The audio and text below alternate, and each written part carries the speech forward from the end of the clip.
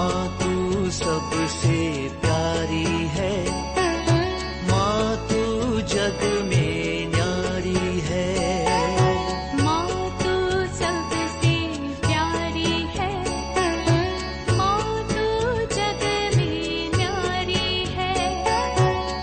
अपने आंचल में रखना, अपने आंचल में रखना। हमें वरदानों से भरना। माँ तू सबसे प्यारी है, माँ तू जग में न्यारी है। माँ तू सबसे प्यारी है, माँ तू जग में न्यारी है।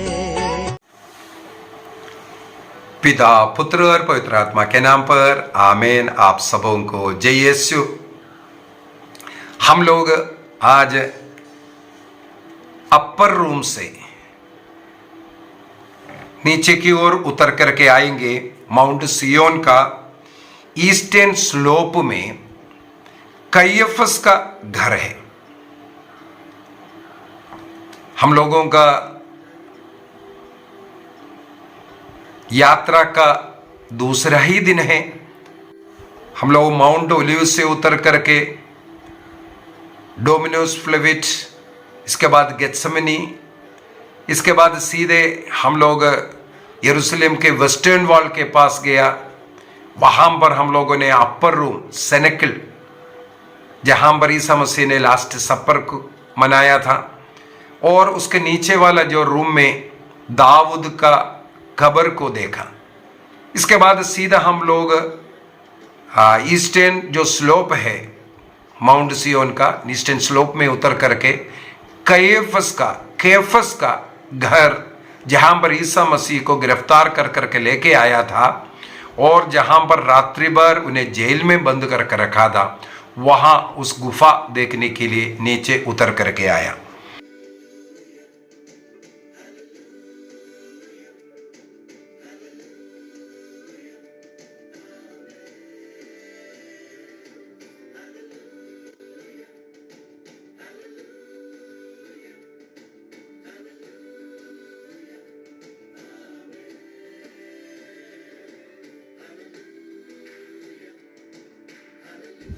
ये चर्च ऑफ सेंट पीटर इन गल्लीकांदू भी कहते हैं। चर्च ऑफ सेंट पीटर इन गल्लीकांदू। गल्लीकांदू का मतलब है कॉक्स क्रो, जो मुर्गा जो बांध दिया उस जगह को याद दिलाते हैं।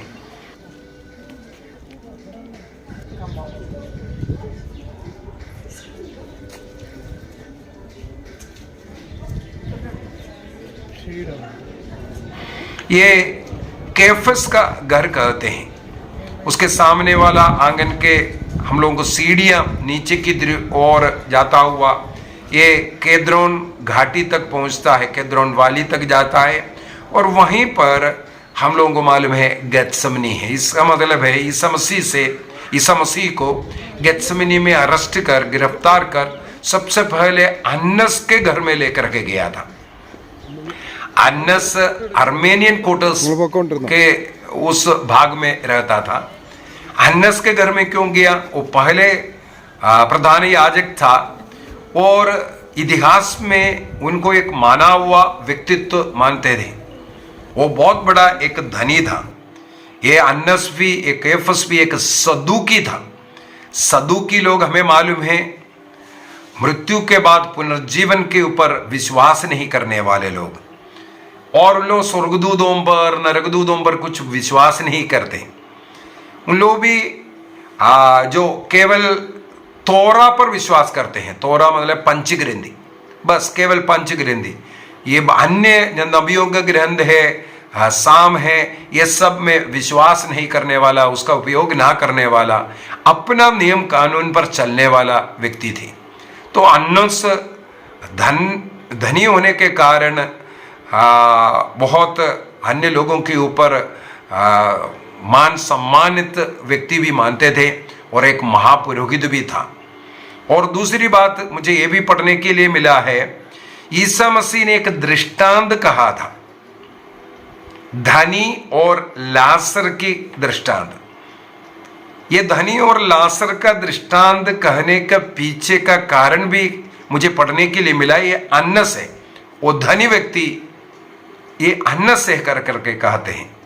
अन्नस और उनके 5 पुत्र लोग, इसके बाद उनका ये दामाद केफस भी महापुरोहित बना और उनके अन्य 5 पुत्र लोग महापुरोहित बना। और उनके समय पर जो मंदिर में जो बिक्री करना, इवन जो पक्षियों को बेचते हैं, 5 गुना 10 गुना पैसा वसूल करता था। इस प्रकार बहुत धनी बन गया था। ईसा मसीह ने जो मंदिर का सफाई करते हुए इस प्रकार व्यापार करने वालों का टेबल को फेंकना, ये सब जो किया है इनका ही था करके कहते हैं। अन्नस के द्वारा ये कंट्रोल करके जो व्यापार चलता था करके। तो ईसा मसीह ने जो धनी और लाजर का जो दृष्टांत बोलने का, वो जो धनी अन्नस है और उसी प्रकार लाजर, हमें मालूम है बेथानिया का जो लाजर जो मर करके 4 दिन में जी उठा था, उनके विषय में कहा है करके बोलते हैं। इसके बाद उस लाजर को यरूशलेम में रहने नहीं दिया, बेथानिया में रहने नहीं दिया, उनको मारने के लिए ये अन्नस केफस सब षड्यंत्र रचा था। इसके बाद यहाँ से वो भाग करके जाते हैं, मैं वो जगह भूल रहा हूँ, किसी और जगह पर जाकर के रहा, वहाँ का बिशप बन करके लाजर रहा था। तो उनको सताने वाला ईसा मसीह का उस कहानी में यह इनको इसलिए इस्तेमाल किया, वो इशारा था अन्नस की ओर, इस प्रकार गलत धन के द्वारा जो है अय्याशी करने वाला उनके जीवन को। तो ये लोग सदूकी लोग थे। और उस घर में जब हम जाएंगे, उस घर का, उस मकान का सेम हमें मालूम है यरूशलेम का, और जो जहाँ जितना भी होली लैंड का जो पवित्र पवित्र जगह है, कई बार वहाँ का बिल्डिंग्स तोड़ना, वहाँ चर्च बनना, इसके बाद उसको तोड़ना, अन्य मुस्लिम के कब्जे में जाना, फिर उसको क्रूसेडर्स आकर के छुड़वाना, ये सब कहानियाँ बहुत कुछ हो चुका है। तो इस जगह पर भी इसी प्रकार एक बाइजेंटाइन चर्च हुआ करता था, बेसिलिका होता था बाइजेंटाइन। वो 457 में बाइजेंटाइन बेसिलिका यहाँ बना था, लेकिन मुस्लिम आकर के उसको भी तोड़ करके अपने कब्जे में किया हुआ था। इसके बाद क्रूसेडर्स आकर के, इस प्रकार का कई कहानियां हैं। और लास्ट में हमें मालूम है 457 में बाइजेंटाइन स्थान पर चर्च बनाया, और उसका पार्ट हमें यहाँ देखने के लिए मिलेगा। जितना भी जो मोसाइक का जो पुराना भाग जो छोड़ा गया है, ये सब बाइजेंटाइन समय का है। मोसाइक पार्ट जो दिख रहा है उसको जो बना कर रखा है। और 1010 में मुस्लिम्स आकर के उस बाइजेंटाइन चर्च को पूरा तोड़ फोड़ करके फेंका, अपना जो बनाना शुरू किया, अपना कब्जे में कर दिया।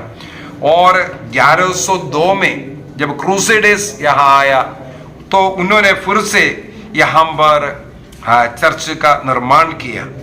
लेकिन 1219 में उसको भी टर्किश जो योद्धा लोग आकर के, वही मुस्लिम्स आकर के उसको तोड़ दिया था। और 1300 में फिर से क्रिश्चियंस उसको वहाँ पर चर्च बनाया, लेकिन 20 साल के बाद फिर से उसको तोड़ा गया। इस प्रकार कई बार तोड़ दिया, फिर निर्माण किया, ये चलता गया। लास्ट में अभी जो चर्च हम लोगों को देखने के लिए मिलता है, वो जितने भी जो बाइजेंटाइन का वो भी नीचे मिलता है। अन्य चर्च जो बना था उसका भी कुछ भाग उसके अंदर कर करके 1931 में 1931 में असम्पशनिस्ट कॉन्ग्रीगेशन जो आकर के यहाँ पर जो चर्च बना है, उस चर्च का अभी एट प्रेजेंट हमें 4 लेवल दिखाई देता है। 4 लेवल में है ये जो पूरा बिल्डिंग जो दिख रहा है, 4 लेवल है। कौन सा है? सबसे पहले अपर चर्च है, ऊपर जो चर्च है, जहाँ सेंट पीटर इन गलिकांदो जो कहते हैं, जहाँ पर मुर्गे का जो तस्वीर वगैरह है, और उसके अंदर जा करके चर्च के अंदर बहुत ही सुंदर मोसाइक तस्वीर वगैरह है, बाइबल के कई घटना का तस्वीर वगैरह इसके अंदर है। और उसके नीचे मिडिल चर्च बोलते हैं, मिडिल चर्च में भी इसी प्रकार कई तस्वीर हम लोगों को देखने के लिए मिलता है। उसके नीचे गार्ड रूम है, गार्ड रूम, और सबसे नीचे ईसा मसीह को जिस जगह पर जो जेल में बंद कर रखा था, जो गड्ढे में डाल कर रखा था, वो जो सिस्टेन, उसको डंगन भी कहते हैं, वो जगह हम लोगों को देखने के लिए मिलता है। तो 4 लेवल में है आज इस कैफस का जो घर है, जो बना कर रखा हुआ है, क्योंकि बार बार उसको तोड़ा गया, निर्माण किया गया, और लास्ट में जब 1931 में जो बना हुआ बिल्डिंग अभी हम लोगों को जो दिख रहा है, 4 लेवल में उसको निर्माण कर रखा हुआ है। तो सबसे नीचे वाला वो जो जगह है जहां ईसा मसीह को जेल के अंदर, उस गड्ढे के अंदर पूरी रात्रि में, जिस रात्रि में अर्श करके लेके आया, वहां पर डाल कर रखा था। और गार्ड्स रहने वाला है गार्ड रूम, उसके ऊपर 2 मंजिलों में चर्च का भाग हमें देखने के लिए मिलता है।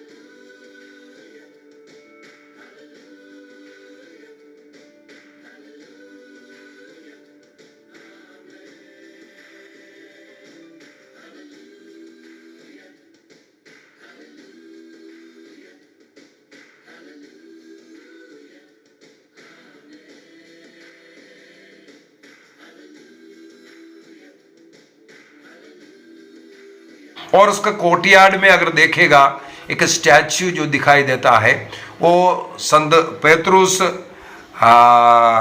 और सिपाही है, कुछ लोग हैं, आग सेकते सेकते जहां बैठ करके प्रभु ईसा मसीह को मैं जानता तक नहीं बोल करके 3 बार जब उन्होंने मना किया, ईसा मसीह को मैं जानता तक नहीं, ये बोलने वाला वो जगह, उसको दिखा करके ये स्टैच्यूस बना हुआ है। तो ऊपर फिर मुर्गा बांध देते हैं। और मत्ती के सुसमाचार अध्याय 27 वाक्य 1 और 2 के अंदर हम लोग पढ़ सकते हैं, ईसा मसीह को रात्रि समय पर इस कैफास का घर में रखा गया, वहां पर उस कोठरी के अंदर, कैद खाना के अंदर रखा है। और उस कैद खाने में अगर हम देखेंगे, गार्ड रूम में देखेंगे, गार्ड रूम में कई हुक दीवार में लगा कर रखा हुआ है, जहां कैदियों का हाथ बांध कर करके टांगते हैं, पैरों को बांध कर रखने के लिए ऐसा हुक आज भी वहां पर देख सकते हैं। और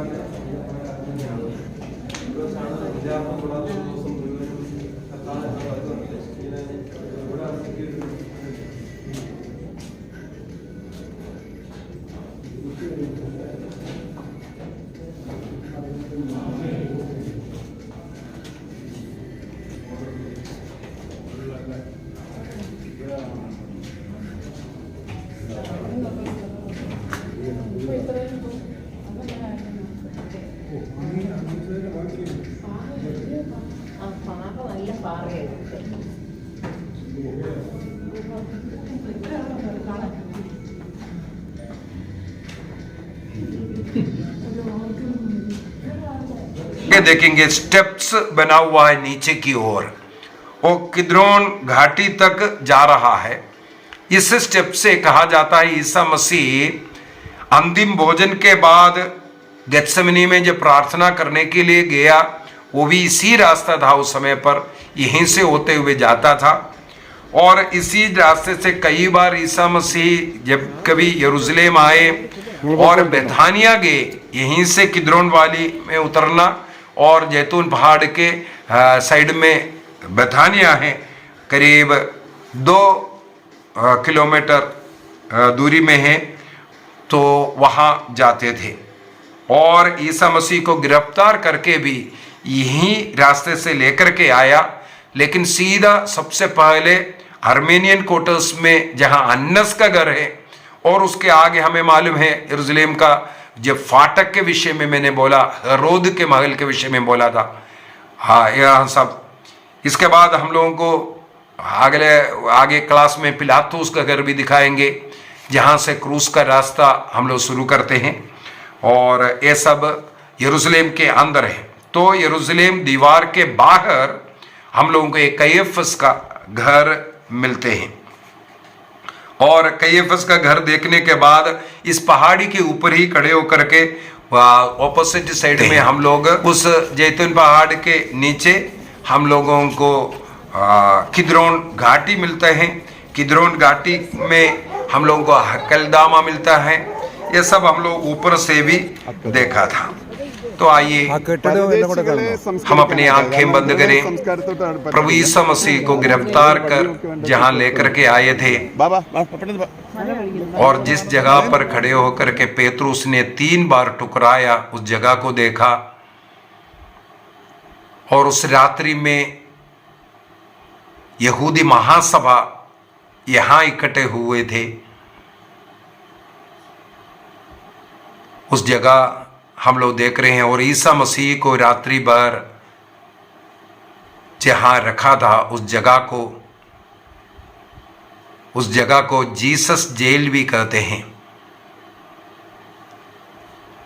प्रभु को धन्यवाद दे उन जगहों पर जाने के लिए, उन्हें स्पर्श करने के लिए, और उन स्थानों को देखने के लिए, अनुभव करने के लिए प्रभु ने जो कृपा दिया। इसको देखने के द्वारा, उसका अनुभव करने के द्वारा, उसको सीखने के द्वारा प्रभु का अनुग्रह आशीष हमारे हृदय में बढ़ता जाए, और उसके द्वारा हमारा विश्वास और ज़्यादा मजबूत होता जाए।